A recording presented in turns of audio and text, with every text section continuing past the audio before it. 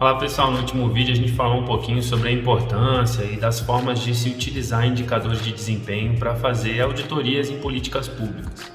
Bem, mas o que acontece se os indicadores utilizados pela política eles não se prestarem para a gente utilizar como critério ou até a gente não tiver base de dados e tudo mais, né? Então ali eu tenho um conjunto de indicadores, será que eles são de qualidade? Será que eles não são?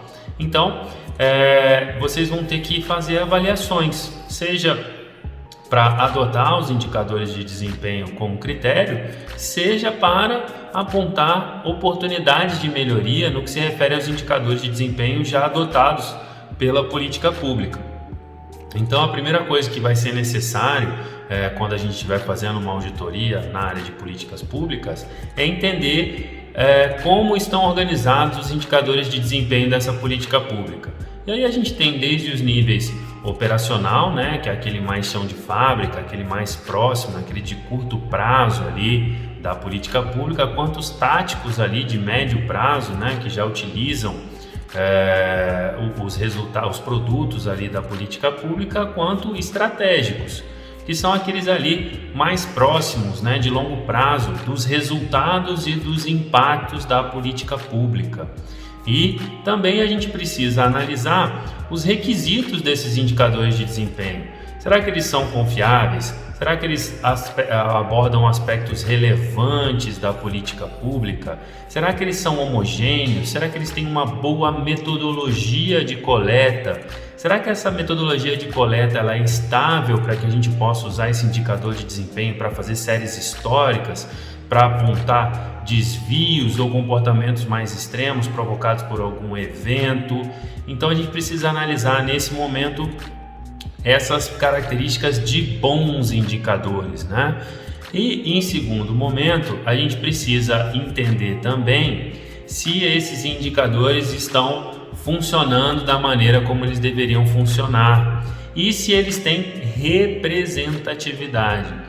Então vocês devem já perceber, isso foi uma coisa que, por exemplo, os manuais do Ministério do Planejamento em avaliações de PPA mostraram que muitos indicadores de desempenho construídos, eles acabam focando muito mais na teoria, no que deveria ser medido e acabam não tendo representatividade para o gestor que os coleta para a tomada de decisão deles. Então, se um indicador ele não é útil para a tomada de decisão do gestor, ou ele pelo menos não percebe como útil, fica difícil que ele trate esse indicador de uma maneira séria, com uma metodologia que permita esse indicador ter confiabilidade e pior, que ele utilize, né? Às vezes ele não tem representatividade, o gestor, mesmo de posse desse indicador, ele não vai utilizá-lo para aprimorar a política pública. Então a gente precisa fazer esse tipo de avaliação dentro das auditorias, tanto para saber se a gente pode utilizar um determinado indicador, determinada meta ali dentro da nossa auditoria como instrumento de trabalho mesmo, instrumento de avaliação,